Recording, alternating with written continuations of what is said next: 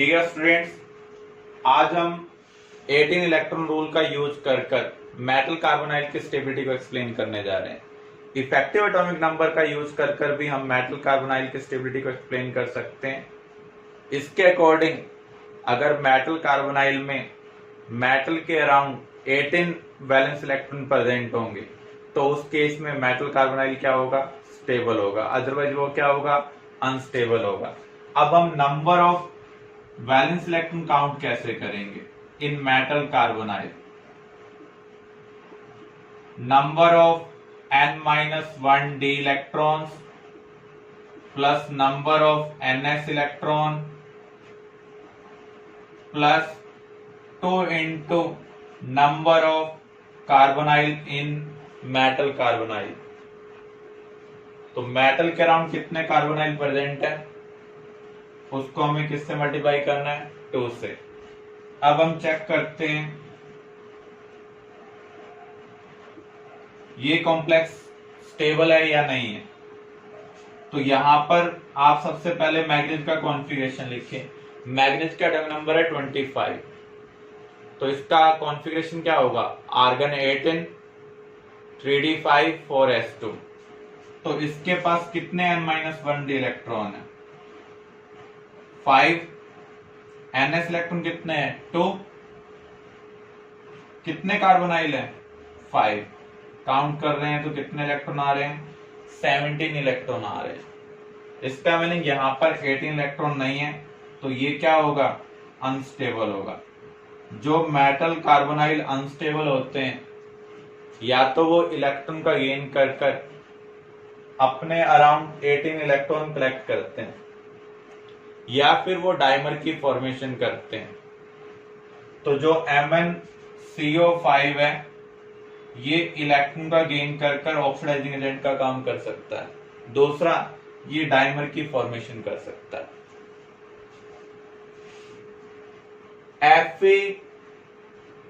FeCO5 हमें ये check करना है ये स्टेबल है या नहीं है। आयरन का एटॉमिक नंबर क्या है? 26। तो इसके पास कितने n-1 d इलेक्ट्रॉन है? कॉन्फ़िगरेशन लिखेंगे तो 6 n-1 d इलेक्ट्रॉन है।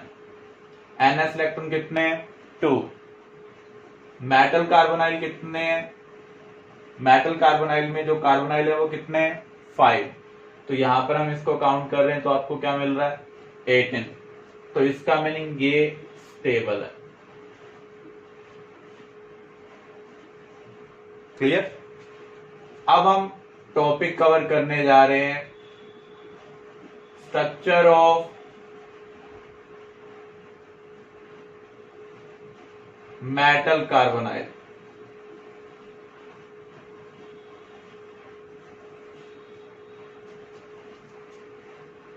आपके पास है MnCO5 या FeCO5। तो सबसे पहले आप इसकी हाइब्रिडाइजेशन निकालें। इसकी हाइब्रिडाइजेशन क्या है? इसके अराउंड 5 बॉन्ड पेयर है क्योंकि ये 5 कोऑर्डिनेट बॉन्ड बना रहा है। तो यहां पर इसकी हाइब्रिडेशन क्या होगी? sp3d। और जिसकी हाइब्रिडेशन sp3d है उसकी ज्योमेट्री क्या होगी? Trigonal bipyramidal. FeCO5 यहां पर अगर हम देखें तो इस केस में इसके अराउंड 5 कार्बोनाइल है, तो इसकी भी हाइब्रिडेशन क्या होगी? sp3d। ज्योमेट्री क्या होगी? Trigonal bipyramidal. Nickel tetra carbonyl, इसमें इसकी हाइब्रिडेशन क्या है? sp3। और sp3 के केस में ज्योमेट्री क्या होगी? टेट्राहेड्रल। जो पॉलीन्यूक्लियर मेटल कार्बोनाइल है उस केस में हम स्ट्रक्चर कैसे बना सकते हैं? फॉर एग्जाम्पल Mn2CO10, इसकी स्ट्रक्चर हम कैसे बनाएंगे? इसके लिए सबसे पहले आपको काउंट करने होंगे टोटल इलेक्ट्रॉन काउंट। तो यहाँ पर वैलेंस शेल में कितने इलेक्ट्रॉन प्रेजेंट हैं अराउंड मेटल एटम। मैग्नीज के पास आउटरमोस्ट शेल में कितने इलेक्ट्रॉन है, कॉन्फ़िगरेशन है 3d5 4s2 7। मेटल कितने हैं 2। एक कार्बोनाइल कितने इलेक्ट्रॉन प्रोवाइड करता है 2। कितने कार्बोनाइल है 10। टोटल कितना आ रहा है 34। अब हमें number of metal metal bond निकालने होंगे, कितने मेटल मेटल बॉन्ड प्रेजेंट हैं। कैसे निकाल सकते हैं, 18n minus total electron count by 2। तो यहां पर n किसको रिप्रेजेंट कर रहा है, नंबर ऑफ मेटल एटम को। तो 18 इंटू 2 36। इलेक्ट्रॉन काउंट हमने कितना निकाला था 34। इस डिफरेंस को 2 से डिवाइड कर रहे हैं, तो number of metal metal bond कितने आ रहे हैं 1 आ रहे हैं। अब इसके बाद हमें निकालने हैं नंबर ऑफ बॉन्ड्स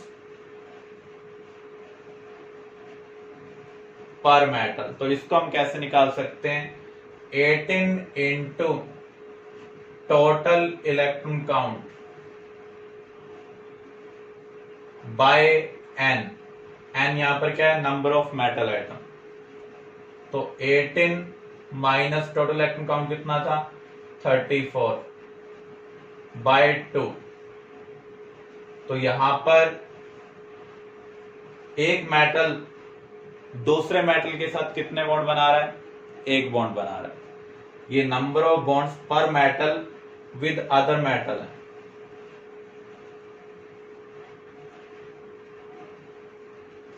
अब हम इसकी स्ट्रक्चर बना सकते हैं। मैग्नीज मैग्नीज में हमें क्या बनाना है, एक ही बॉन्ड बनाना है। CO को आप इक्वली डिवाइड कर लें।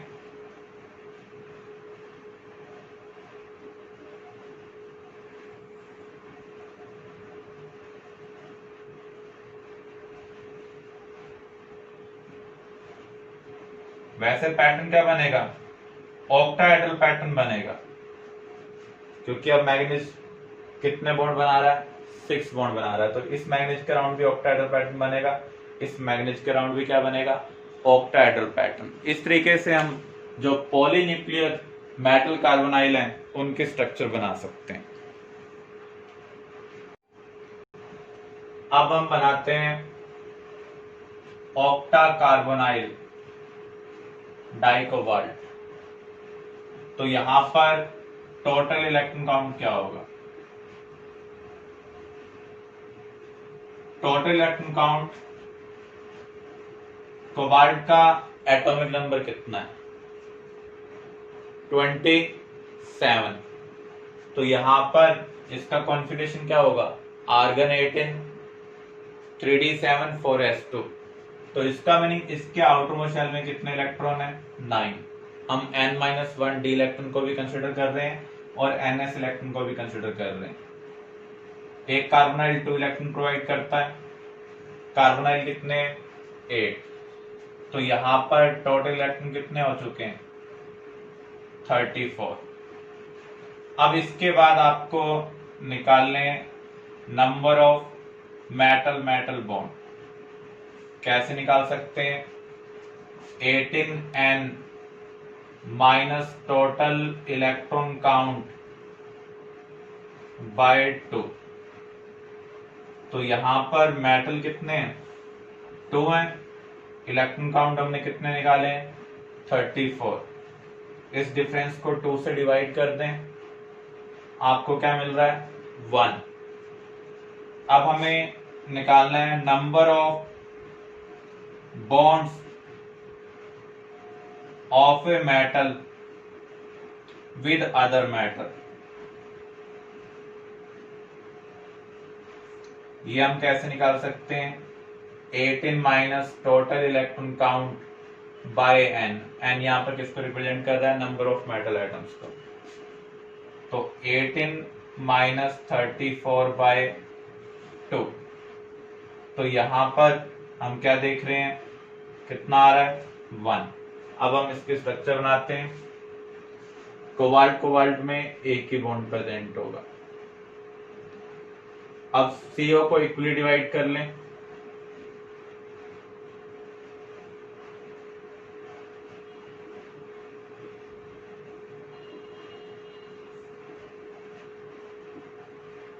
तो ये ऑक्टा कार्बोनाइल डाइकोबाल्ट के स्ट्रक्चर, ये जो स्ट्रक्चर हमने बनाई है लिक्विड स्टेट की है। सॉलिड स्टेट में इसके अंदर ब्रीजिंग आ जाती है।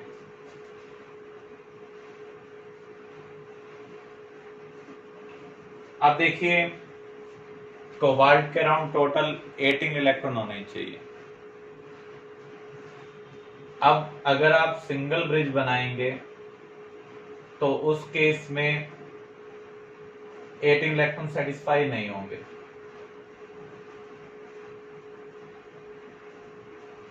तो हमें यहां पर 2 ब्रिजिंग कार्बोनाइल लेने पड़ेंगे। ब्रिजिंग कार्बोनाइल एक इलेक्ट्रॉन इधर शेयर करता है, एक इधर शेयर करता है। जो ब्रिज वाली स्ट्रक्चर होगी वो कौन सी स्टेट के लिए? सॉलिड स्टेट के लिए। नॉन ब्रिज वाली जो स्ट्रक्चर है वो किसके लिए? लिक्विड स्टेट के लिए और वेपर स्टेट के लिए। तो जब भी आपको ब्रिज स्ट्रक्चर बनानी हो तो आपको 18 इलेक्ट्रॉन रूल को सेटिस्फाई करते हुए ब्रिज स्ट्रक्चर बनानी होगी। अब हम इस चैप्टर से रेलेवेंट कुछ प्रॉब्लम कवर करने जा रहे हैं। The solution of the complex copper NH3 sulphate in water, ये किसका टेस्ट देगा? आपको बताएं जो आयनेशन स्फीयर है सिर्फ वही आयनिक फॉर्म में कन्वर्ट होता है, अदर आयनिक फॉर्म में कन्वर्ट नहीं होते हैं। तो ये किसका टेस्ट देगा? सल्फेट आयन का टेस्ट देगा।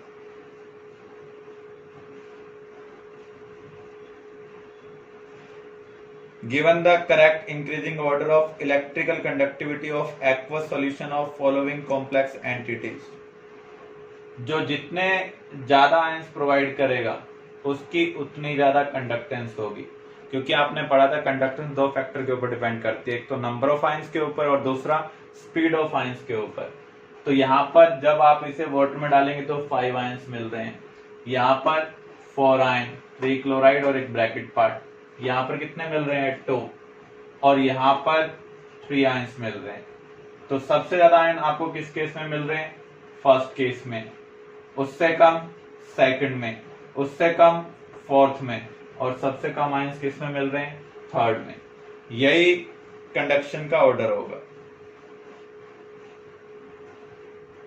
The brown ring complex compound FeH2O 5NO SO4, इस कॉम्प्लेक्स के अंदर आयरन की ऑक्सीडेशन स्टेट क्या है? नॉर्मली आयरन की ऑक्सीडेशन स्टेट +2 और +3 होती है, लेकिन यहां पर आयरन की ऑक्सीडेशन स्टेट क्या है? +1।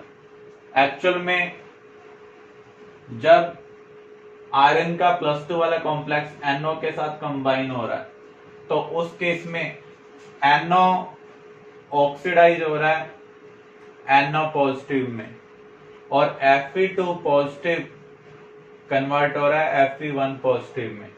तो ये एक एक्सेप्शन केस है, ये आपको स्पेशली याद रखना पड़ेगा। जो ब्राउन रिंग कॉम्प्लेक्स है यहाँ पर आयरन की ऑक्सीडेशन स्टेट क्या है? +1 है।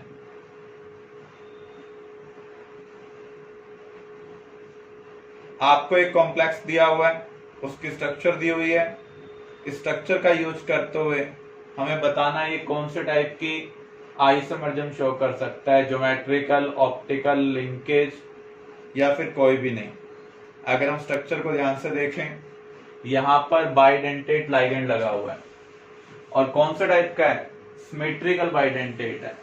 तो अगर आप इनके कनेक्शन को इंटरचेंज करेंगे तो स्ट्रक्चर में कुछ चेंज नहीं आ रहा है, तो ये ज्योमेट्रिकल आइसोमर्जम शो नहीं कर सकता। स्केयर प्लानर कॉम्प्लेक्स में प्लेन ऑफ सिमेट्री प्रेजेंट होती है, तो ये ऑप्टिकल आइसोमर्जम भी शो नहीं कर सकते हैं। यहाँ पर कोई भी एम्बिडेंटेड लाइगेंड प्रेजेंट नहीं है, तो इसलिए ये लिंकेज आइसोमर्जम भी शो नहीं करेगा।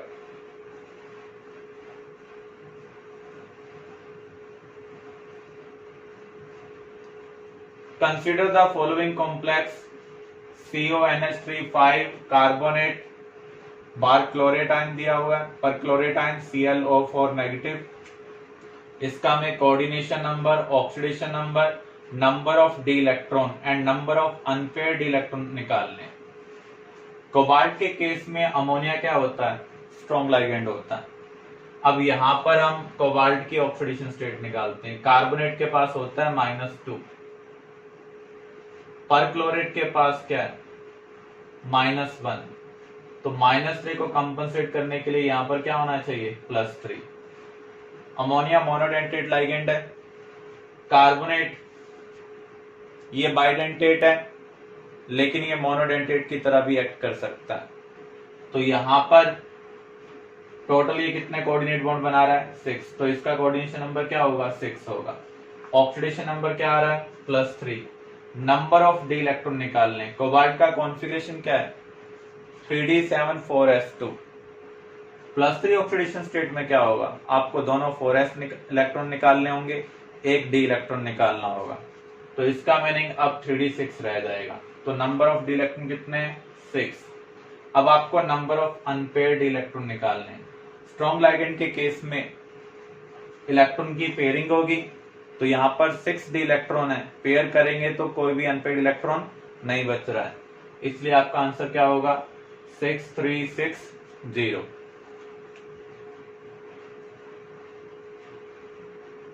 Which of the following is not optical active?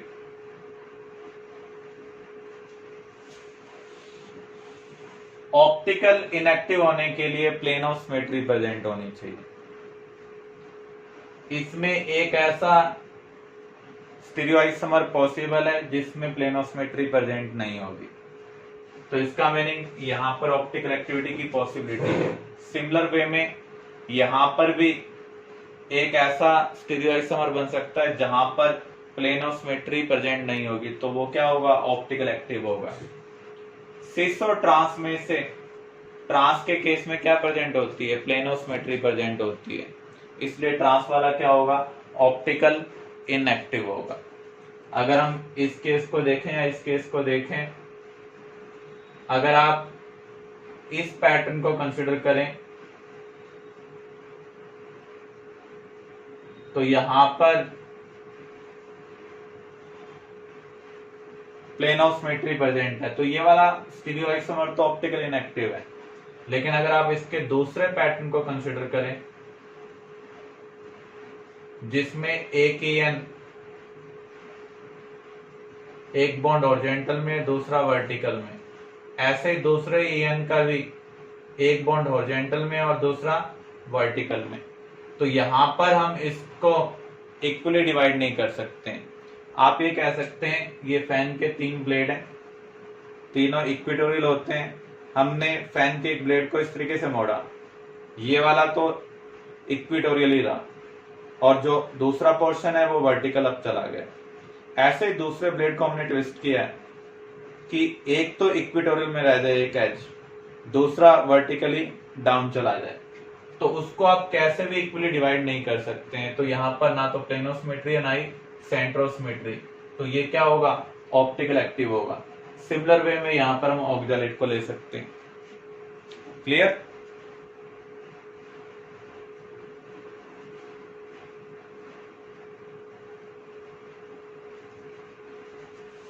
आपके पास दो कॉम्प्लेक्स हैं FeCN6 3 negative and FeCN6 4 negative. दोनों केस में हमें ज्योमेट्री के बारे में देखना है और मैग्नेटिक बिहेवियर के बारे में देखना है। FeCN6 3 नेगेटिव में आयरन की ऑक्सीडेशन स्टेट क्या है +3, तो इसका कॉन्फ़िगरेशन क्या होगा 3d5 4s0। यहाँ पर आयरन की ऑक्सीडेशन स्टेट क्या है +2, तो यहाँ कॉन्फ़िगरेशन क्या होगा 3d6 4s0। कोऑर्डिनेशन नंबर यहाँ पर भी 6 है और यहाँ पर भी क्या है 6।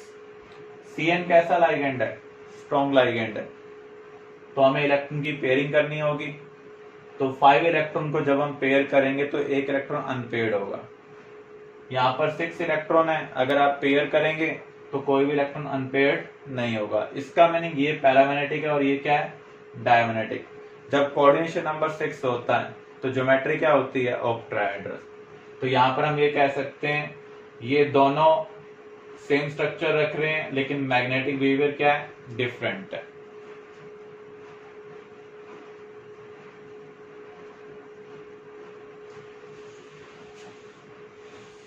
अगर स्प्लिटिंग एनर्जी पेयरिंग एनर्जी से कम हो तो D4 के लिए कॉन्फ़िगरेशन क्या होगा?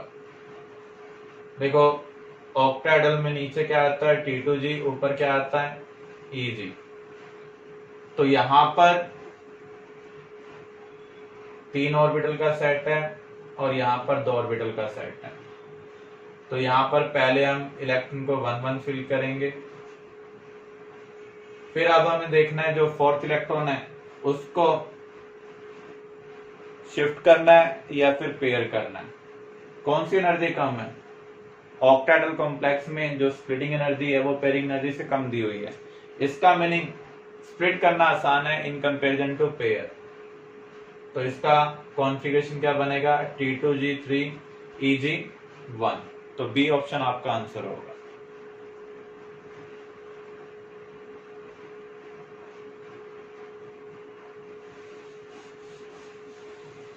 The correct order of the wavelength of absorption in the visible region is।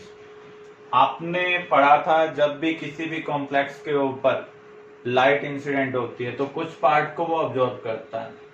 जो ऑब्जॉर्ब एनर्जी है वो किसके ऊपर डिपेंड करेगी? क्रिस्टल फील्ड स्प्लिटिंग एनर्जी के ऊपर डिपेंड करेगी। और एनर्जी और वेवलेंथ में क्या रिलेशनशिप होती है? इनवर्स। तो हम ये कह सकते हैं जो वेवलेंथ ऑब्जॉर्ब्ड है वो क्रिस्टल फील्ड स्प्लिटिंग एनर्जी के क्या है? इनवर्सली प्रोपोर्शनल है। और क्रिस्टल फील्ड स्प्लिटिंग एनर्जी किसके ऊपर डिपेंड करती है? Directly proportional to strength of ligand. तो जितना स्ट्रॉन्ग लाइगेंड होगा उतनी ज्यादा स्प्लिटिंग एनर्जी होगी, उतने कम वेवलेंथ को वो अब्जॉर्ब करेगा। तो यहाँ पर हम लाइगेंड चेक करते हैं कौन कौन से दिए हुए हैं। NO2 negative, NH3 and water. NO2 negative strongest ligand है तो उसकी क्रिस्टल फील्ड स्प्लिटिंग एनर्जी सबसे ज्यादा होगी, तो उसके कोरस्पॉन्डिंग जो वेवलेंथ होगी वो मिनिमम होनी चाहिए। उसके बाद अमोनिया स्ट्रॉन्गर लाइगेंड है तो उसकी वेवलेंथ NO2 वाले कॉम्प्लेक्स के कंपैरिजन में क्या होगी? ज्यादा होगी। सबसे वीक क्या है? वाटर। तो यहाँ पर क्रिस्टल फील्ड स्प्लिटिंग एनर्जी सबसे कम होगी, तो यहाँ पर जो वेवलेंथ अब्जॉर्ब होगी वो सबसे ज्यादा होगी। इसलिए आपका आंसर क्या आएगा? First. Which of the following statement is correct? Potassium ferrocyanide is diamagnetic, whereas potassium ferricyanide is paramagnetic। फेरो का मीनिंग है +2, फेरी का मीनिंग है +3। इसका मीनिंग ये कॉम्प्लेक्स क्या है? K4FeCN6 और ये क्या है? K3FeCN6। तो यहां पर D5 है, सॉरी यहां पर D6 है और यहां पर क्या है? D5। तो इस केस में Cn क्योंकि स्ट्रॉन्ग लाइगेंड है, पेयरिंग होगी तो कोई अनपेयर्ड इलेक्ट्रॉन नहीं बचेगा। तो ये क्या होना चाहिए? डायमैग्नेटिक होना चाहिए। यहां पर अगर हम देखें 5 D इलेक्ट्रॉन है, पेयर करेंगे तो एक अनपेयर्ड इलेक्ट्रॉन बचेगा, इसलिए क्या होना चाहिए? पैरामैग्नेटिक होना चाहिए। क्रिस्टल फील्ड स्प्लिटिंग एनर्जी किसके ऊपर डिपेंड करती है? Directly proportional to strength of ligand, लेकिन यहां पर जो लाइगेंड है दोनों केस में क्या है? सेम। दूसरा inversely proportional to size of metal ion. तो यहां पर जो फेरोसाइनाइड है उसकी क्रिस्टल फील्ड स्प्लिटिंग एनर्जी फेरी से क्या होनी चाहिए? कम होनी चाहिए, क्योंकि जितना ज्यादा पॉजिटिव चार्ज होता है मेटल आयन के ऊपर उतनी ज्यादा क्या होती है? Splitting energy. तो ये करेक्ट नहीं है। The geometry of NiCO4 and NiCl2PPH twice are tetrahedral। NiCO4 में निकल का कॉन्फ़िगरेशन क्या है? 3D8 ऑक्सीडेशन स्टेट क्या है? 0। CO स्ट्रॉन्ग लाइगेंड है तो 4s वाले इलेक्ट्रॉन भी किधर शिफ्ट हो जाएंगे? 3D में। अब 3D10, यहां पर इसका कोऑर्डिनेशन नंबर 4 है तो हमें एक S चाहिए, 3 P चाहिए। इसका मीनिंग इसकी हाइब्रिडेशन क्या होगी? sp3। यहाँ पर दोनों टाइप के लाइगेंड प्रेजेंट हैं, स्ट्रॉन्ग भी और वीक भी। ये ग्रुप 15 वाला स्ट्रॉन्ग है और ये ग्रुप 17 वाला क्या है, weak. Normally strong ligand dominate करते हैं, लेकिन ये बल्कि है, इसलिए डोमिनेंस नेचर किसका होगा, वीक का। तो यहाँ पर निकल की ऑक्सीडेशन स्टेट +2 है, कॉन्फ़िगरेशन क्या है 3d8, मींस इलेक्ट्रॉन पेयर होने की पॉसिबिलिटी कम रहेगी। तो यहाँ पर कोऑर्डिनेशन नंबर कितना है 4, तो हाइब्रिडेशन यहाँ पर भी क्या आ रही है sp3, इसलिए ये क्या है टेट्राहेड्रल। तो इसका मीनिंग फर्स्ट और थर्ड स्टेटमेंट यहाँ पर क्या है, करेक्ट है। क्लियर।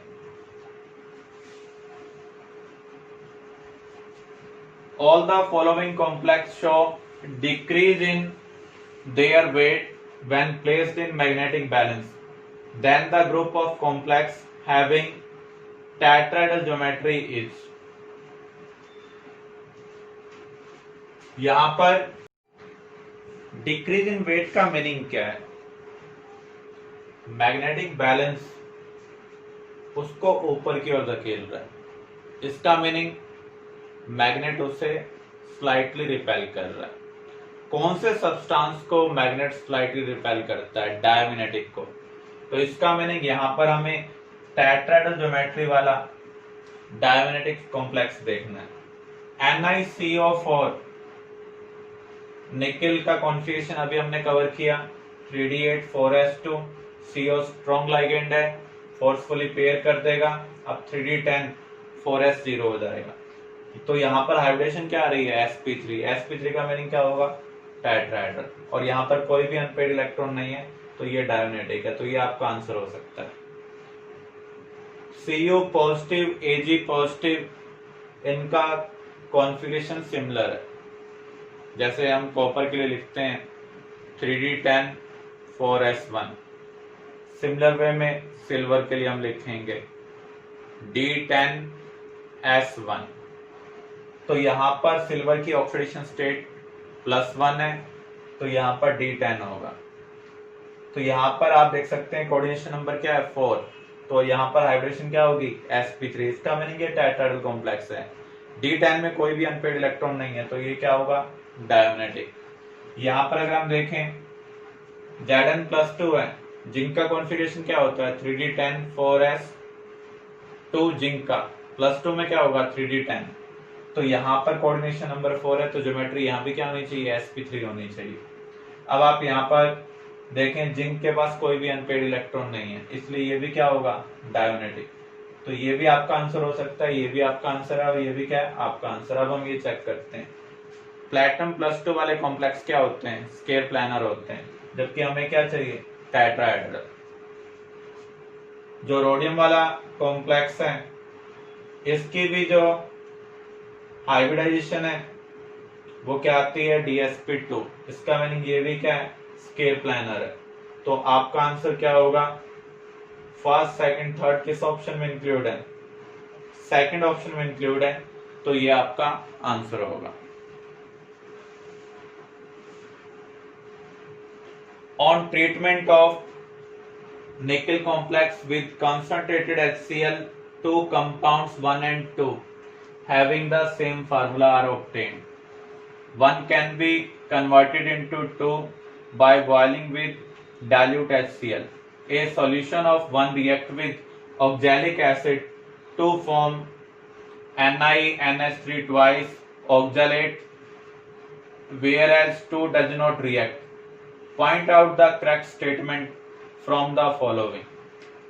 देखो यहां पर NiNH3Cl2 की स्ट्रक्चर को हम देखें तो क्या है कोऑर्डिनेशन नंबर 4 है, तो यहां पर जो निकेल है वो क्या है 3d8 4s0 in +2 oxidation state. Ammonia strong ligand है in case of cobalt nickel copper, तो यहां इलेक्ट्रॉन की पेयरिंग होगी, तो 8 इलेक्ट्रॉन को हम 4d के अंदर पेयर कर सकते हैं। तो यहां पर जो हाइब्रिडेशन आ रही है वो क्या आ रही है dsp2 आ रही है।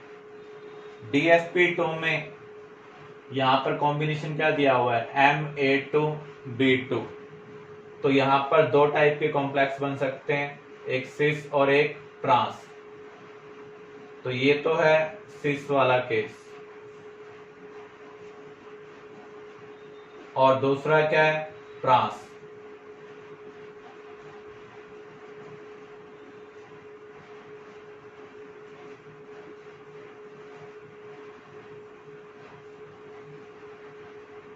तो यहां पर इसने कहा है कि जब हम इसको ऑक्जेलिक एसिड के साथ ट्रीट कर रहे हैं तो एक तो इस टाइप का कॉम्प्लेक्स बना रहा है, दूसरा नहीं बना रहा है। अगर आप ध्यान से देखें किस चीज को हम रिप्लेस कर रहे हैं, Cl को रिप्लेस कर रहे हैं। जहां पर Cl नेबर में है वहां पर ऑक्जेलेट के दोनों ऑक्सीजन बॉन्डिंग में इन्वॉल्व हो सकते हैं। तो सिस वाला तो रिएक्शन में पार्टिसिपेट कर रहा है, जबकि ट्रांस वाला रिएक्शन में पार्टिसिपेट नहीं कर पाएगा क्योंकि ऑक्जेलेट इधर और इधर बॉन्ड नहीं बना पाएगा। तो यहां पर जो इंफॉर्मेशन दी हुई है, जो 1 है उसको हम 2 में कन्वर्ट कर सकते हैं, लेकिन जो 1 वाला है वो ऑक्जेलिक एसिड के साथ रिएक्ट कर कर ये बना रहा है। तो 1 क्या होना चाहिए, सिस होना चाहिए, 2 क्या होना चाहिए, ट्रांस होना चाहिए, और ज्योमेट्री क्या होनी चाहिए, स्क्वायर प्लानर होनी चाहिए। क्लियर?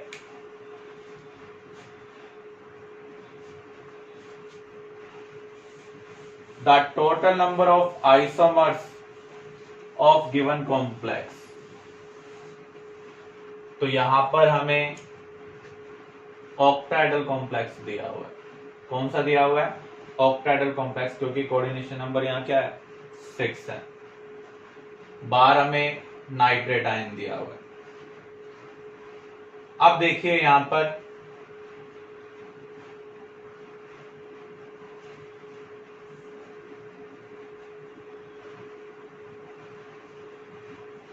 कौन कौन से कॉम्बिनेशन पॉसिबल हो सकते हैं। इसके कोरस्पॉन्डिंग सिस भी बन सकता है, ट्रांस भी बन सकता है, अगर हम इस कॉम्बिनेशन को लें। अगर आप ध्यान से देखें NO2 कौन से टाइप का लाइगेंड है, एम्बिडेंटेट लाइगेंड है, मींस कनेक्शन नाइट्रोजन से भी हो सकता है और ऑक्सीजन से। अभी दोनों में जो कनेक्शन है वो किससे हो रहा है, नाइट्रोजन से। तो यहां पर हमने सिस और ट्रांस वाला कॉम्बिनेशन ले लिया।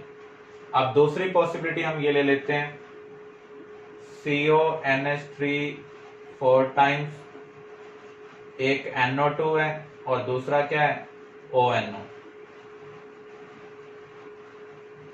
तो यहां पर भी सिस और ट्रांस दोनों पॉसिबल होंगे। इसके बाद आप देखें एक पॉसिबिलिटी ये हो सकती है, दोनों ONO। तो यहां पर सिस भी पॉसिबल है और ट्रांस भी पॉसिबल है। तो यहां पर 2, यहां पर 2 और यहां पर भी क्या आ रहे हैं, 2। अब इसके बाद आप देखें जो नाइट्रेट है वो अंदर जा सकता है।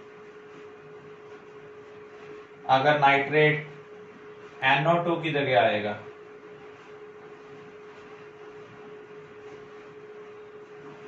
तो यहां पर भी सिस ट्रांस आइसोमर पॉसिबल होंगे। अब देखो यहां पर जो NO2 है वो ऑक्सीजन के थ्रू भी कनेक्ट हो सकता है।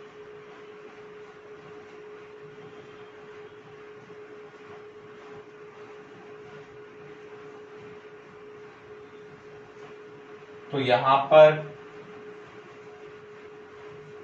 सिस और ट्रांस दोनों पॉसिबल हैं। इसके बाद आप देखें अगर ये जो नाइट्रेट आयन है वो अंदर आ जाए और NH3 बाहर चला जाए, CONH3 thrice, NO2 twice, nitrate और NH3 हम बाहर भेज दें, तो उस केस में भी आइसोमर्स पॉसिबल होंगे। देखो तीनों NH3 अगर मेरिडियन प्लेन में आ जाए, इक्वेटोरियल में आ जाए तो हमारा आइसोमर बनेगा। तीनों एक फेस के लॉन्ग आ जाए तो फेशियल आइसोमर बनेगा। तो यहां पर टोटल कितने कॉम्बिनेशन पॉसिबल हो रहे हैं, 2 + 2 4 + 2 6 और 6 यहाँ पर हमने कवर किए थे। तो टोटल यहाँ पर कितने कॉम्बिनेशन बन रहे हैं? 12 कॉम्बिनेशन बन रहे हैं। In which of the following complex ion the metal ion will never have T2G6Eg0 configuration according to CFT?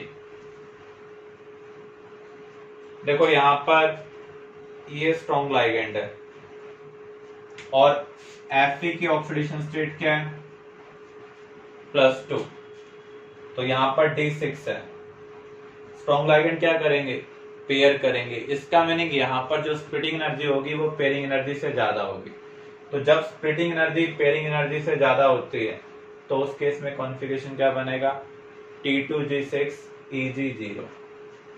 अब यहाँ पर हम देखें आयरन की ऑक्सीडेशन स्टेट क्या है? +3। Cn यहाँ पर क्या है? Strong ligand. तो इस केस में T2G5Eg0 बन सकता है। तो यहाँ पर किसी भी कंडीशन के अंदर ये T2G6Eg0 कॉन्फ़िगरेशन अचीव नहीं कर सकता है। F नेगेटिव वीक लाइगेंड है तो यहां पर स्प्लिटिंग एनर्जी पेयरिंग एनर्जी से क्या होगी? कम होगी।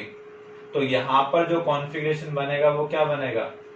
देखो पहले तो हम 1 1 फिल करेंगे तो यहाँ कॉन्फ़िगरेशन बनेगा T2G3 और उसके बाद जो हम 2 इलेक्ट्रॉन फिल करेंगे वो प्रमोट कर करेंगे यानी स्प्लिट करेंगे। तो यहाँ पर कॉन्फ़िगरेशन ये बनेगा। सिर्फ इस केस में हमें जो कॉन्फ़िगरेशन मिल रहा है वो T2G6Eg0 मिल रहा है। इन दोनों केस में हमें ये कॉन्फ़िगरेशन नहीं मिल रहा। Clear? For the square planar complex कितने ज्योमेट्रिकल आइसोमर्स पॉसिबल हैं ये हमें डिटरमाइन करने हैं। अगर आप ध्यान से देखें यहां पर सभी लाइगेंड डिफरेंट हैं तो यहां पर पैटर्न क्या बनेगा? MABCD। MABCD में कितने बनते हैं? 3।